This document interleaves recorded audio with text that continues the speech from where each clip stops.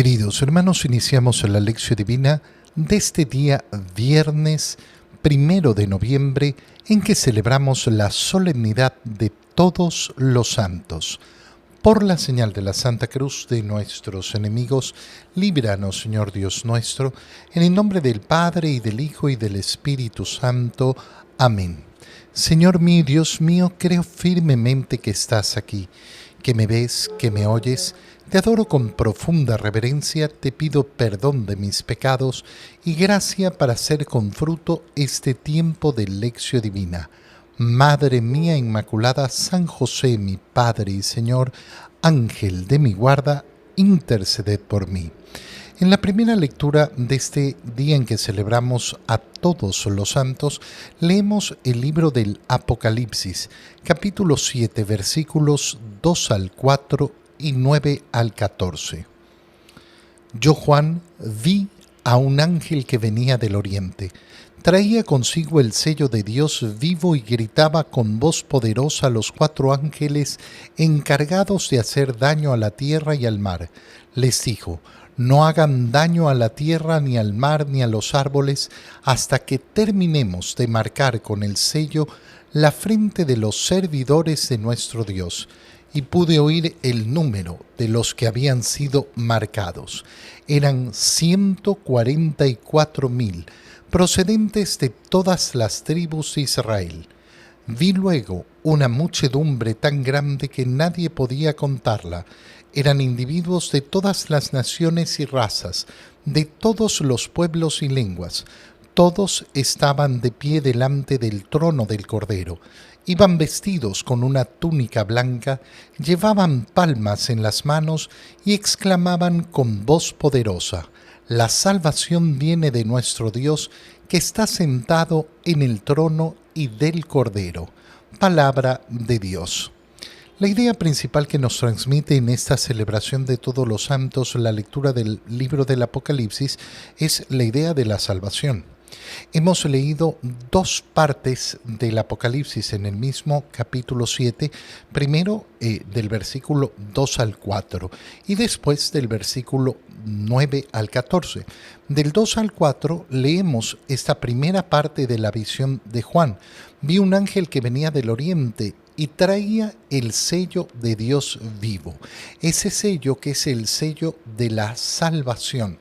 Es decir, que de lo que se está hablando es de que aquellos que serán sellados son los servidores del Señor y son los que van a salvarse.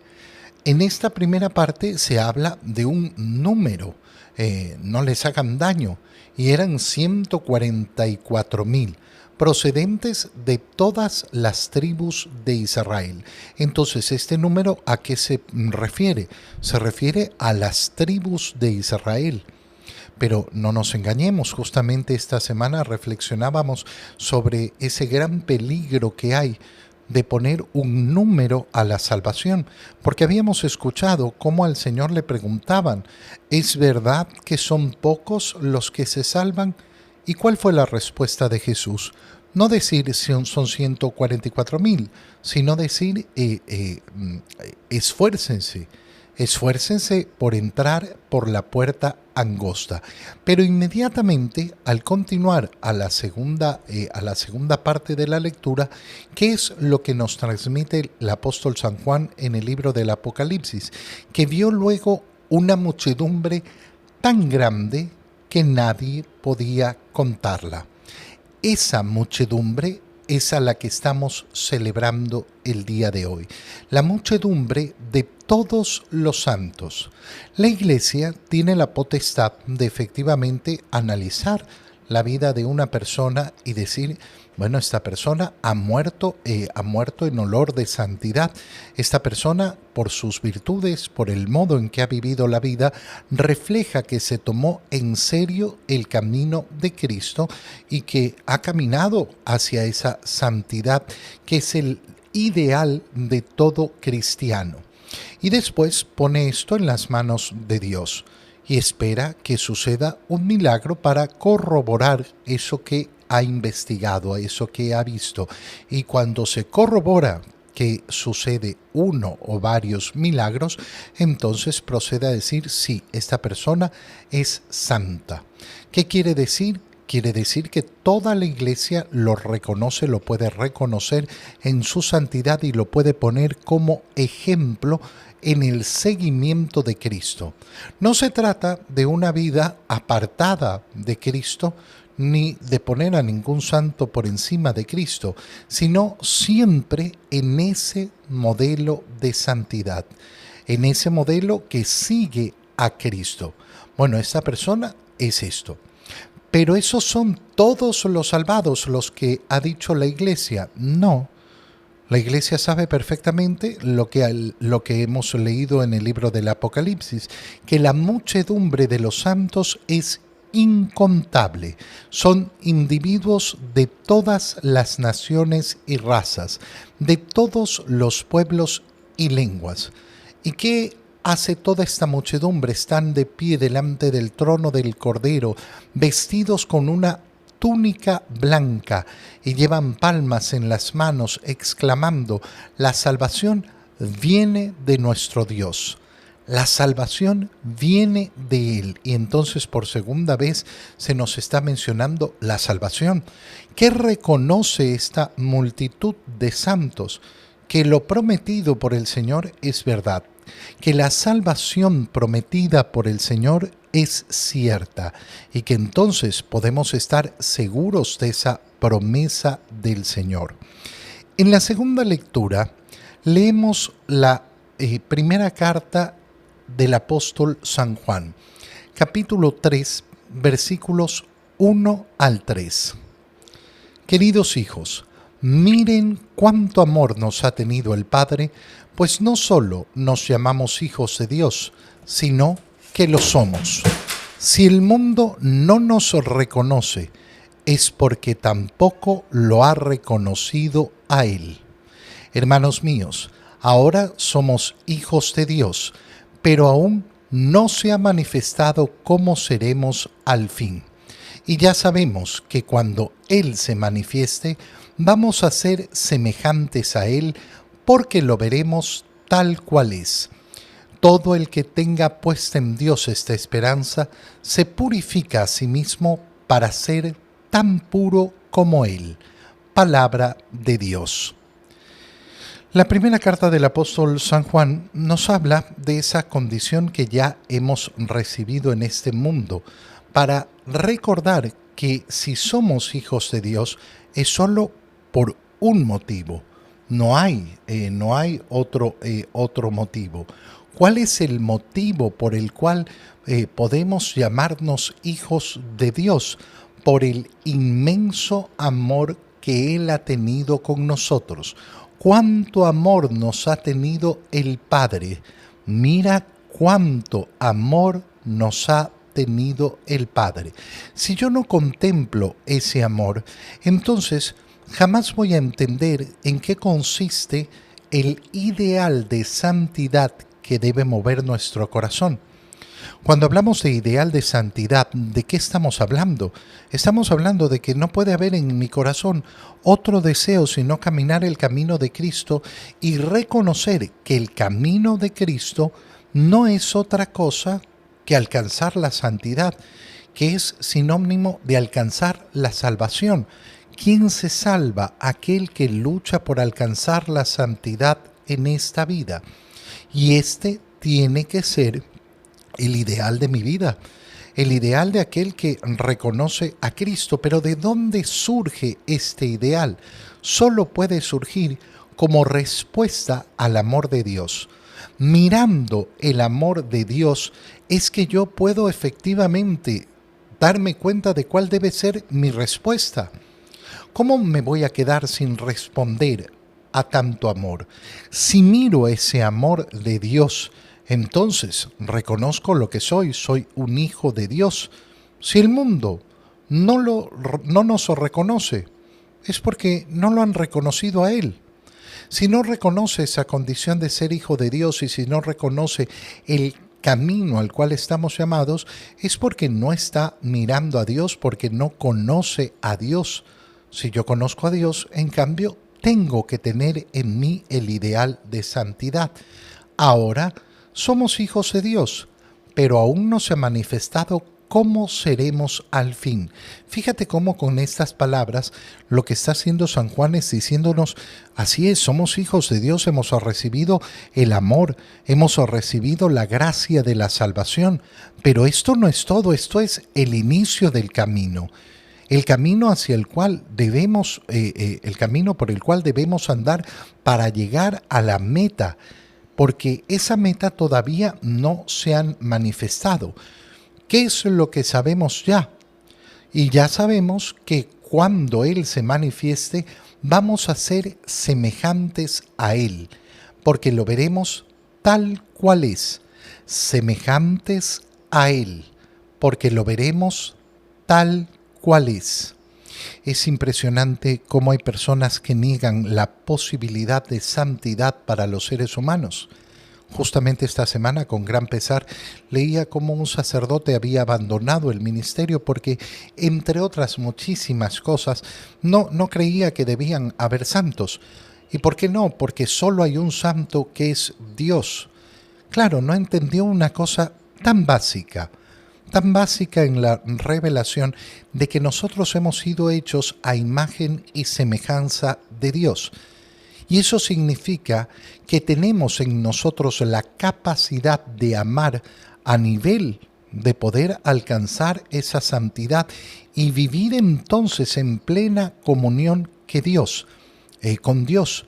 No existe una santidad mía excluida de Dios. Toda santidad proviene de Dios. Y si yo puedo alcanzar la santidad es justamente porque Él me ha donado esa gracia. Todo el que tenga puesta en Dios esta esperanza se purifica a sí mismo para ser tan puro como Él. ¿Cómo va a ser? Tan puro como Él. Es decir, tan santo como Él. Este es el deseo del corazón cristiano. Vivir esa salvación que significa ser semejante a Dios. Tan puro, tan santo como Dios. Si yo no me creo esto, no, es que yo soy un simple mortal. Hermano mío, es porque no has reconocido la condición de hijo de Dios. Y si no has reconocido la condición de hijo de Dios, es al final del día porque no lo has reconocido a Él. En el Evangelio, leemos el Evangelio de San Mateo, capítulo 5, versículos 1 al 12. En aquel tiempo, cuando Jesús vio a la muchedumbre, subió al monte y se sentó. Entonces se le acercaron sus discípulos. Enseguida comenzó a enseñarles, hablándoles así: Dichosos los pobres de espíritu, porque de ellos es el reino de los cielos. Dichosos los que lloran, porque serán consolados. Dichosos los sufridos, porque heredarán la tierra. Dichosos los que tienen hambre y sed de justicia, porque serán saciados. Dichosos los misericordiosos, porque obtendrán misericordia. Dichosos los limpios de corazón, porque verán a Dios. Dichosos los que trabajan por la paz, porque se les llamará hijos de Dios. Dichosos los perseguidos por causa de la justicia, porque de ellos es el reino de los cielos. Dichosos serán ustedes cuando los injurien, los persigan y digan cosas falsas de ustedes por causa mía. Alégrense y salten de contento, porque su premio será grande en los cielos. Palabra del Señor. ¿Dónde termina esta primera parte del Sermón de la Montaña que leemos hoy en la celebración de todos los santos? Alégrense y salten de contento porque su premio será grande. ¿Dónde? En los cielos. Entonces, todas las bienaventuranzas que acabamos de leer y que forman parte del inicio de ese Sermón de la Montaña, donde concluyen en el reconocimiento de lo que debe anhelar mi corazón. ¿Y qué debe anhelar mi corazón? El premio grande en el cielo. Hacia allá apunto mi corazón. Esa es la meta. Si mi meta es esa, entonces voy a entender las bienaventuranzas. ¿Por qué? Porque las bienaventuranzas van a romper con todos los esquemas de este mundo. Van a romper con los esquemas de dicha, de felicidad, de bienaventuranza en este mundo. Inicia el Sermón de la Montaña diciéndonos que Jesús ve a la muchedumbre, sube al monte y se sienta. Se acercan sus discípulos y abre su boca para enseñarles, diciendo, como todo un maestro, en una imagen muy semejante a la de Moisés enseñando la ley. Dichosos. ¿Quiénes son los dichosos? Los pobres de espíritu. Decir pobres de espíritu es decir lo mismo que pobres en sí y no. Cuando decimos pobre de espíritu, implica lógicamente una pobreza material. ¿Qué significa pobreza material? ¿Significa simplemente la ausencia de bienes? No, significa el desapego de los bienes de este mundo. Por eso esa pobreza espiritual. Pero esa pobreza espiritual viene además por el revestirse de humildad. Es decir, cuando estamos hablando de pobres de espíritu, estamos hablando de humildes que han cosechado, que han sembrado en este mundo, la humildad, que han trabajado intensamente por esa humildad. ¿Qué vemos al inicio de las bienaventuranzas? Dichosos. Una palabra que todos tenemos que anhelar y todos tenemos que buscar. ¿Por qué? Porque el deseo de mi corazón es la dicha. El deseo de mi corazón no puede ser la pena ni la tristeza. El deseo de mi corazón no puede ser la amargura. El deseo de mi corazón, naturalmente, es buscar la dicha. Esto es lo que tengo inscrito en la naturaleza de mi corazón. Yo sé que hoy en día tantas personas niegan la naturaleza humana, niegan la existencia de la realidad. Pero cuando yo me enfrento con una persona que no tiene en su corazón el deseo de la dicha, si una persona me dice que lo único que quiere en este mundo es sufrir y llorar y vivir amargamente, ¿qué tengo que hacer? Ayudarla porque está enferma, porque algo sucede mal en esta persona, no está bien, está enferma. La naturalidad de nuestro corazón es buscar la dicha. Cuando hablamos de la dicha, obviamente comenzamos a pensar en las cosas maravillosas de este mundo, en las cosas bonitas de este mundo. Ay, ¿quién es dichoso? Dichoso es el que no tiene problemas, dichoso es el que no sufre, dichoso es el que no se enferma, dichoso es el que tiene dinero, dichoso es el que se la pasa bien. Y ahí está el gran engaño del mundo. El grandísimo engaño del mundo. ¿Por qué? Porque esos no son los dichosos. Pero si son dichosos aquí y ahora, sí, pero de nuevo volvemos al final. Alégrense y salten de contento. ¿Por qué? Porque su premio será grande en el cielo. No es dichoso aquel que pasa dichoso en este mundo, es dichoso aquel que pasa en este mundo mirando hacia el premio. Y por eso me puedo enfrentar a diferentes condiciones en esta vida que parecen no ser la condición de dicha, y sin embargo vivir la dicha de saber que estoy caminando hacia el cielo. Dichosos entonces los pobres de espíritu, porque de ellos es el reino de los cielos. Dichosos los que lloran, es decir, los que tienen motivos de sufrimiento en este mundo, porque serán consolados. Y aquellos que sufren heredarán la tierra. Dichosos los que tienen hambre y sed de justicia. ¿Quién tiene hambre y sed de justicia? Aquel que sufre injusticia. Dichoso el misericordioso, que en este mundo será tratado como tonto y sin embargo obtendrá misericordia. Perdón. Dichosos los limpios de corazón, porque verán a Dios. No existe ese mirar a Dios, no existe la luz en nuestra alma para poder mirar a Dios, sino es a través de la pureza. Dichosos los que trabajan por la paz. Aunque en este mundo parece que ganara siempre la violencia y la guerra, y dichosos los perseguidos por causa de la justicia. ¿Por qué? Porque de ellos es el reino de los cielos. Y cuando los injurien, los persigan y digan cosas falsas de ustedes, alégrense. ¿Qué nos hace ver esta lectura? Nos recuerda con claridad. Tú y yo estamos llamados a una vida de santidad. ¿Por qué? Porque anhelamos la verdadera dicha que vendrá en el cielo. Te doy gracias, Dios mío, por los buenos propósitos, afectos e inspiraciones que me has comunicado en este tiempo de lección divina. Te pido ayuda para ponerlos por obra. Madre mía Inmaculada, San José, mi Padre y Señor, Ángel de mi guarda, interceded por mí. María, Madre de la Iglesia, ruega por nosotros.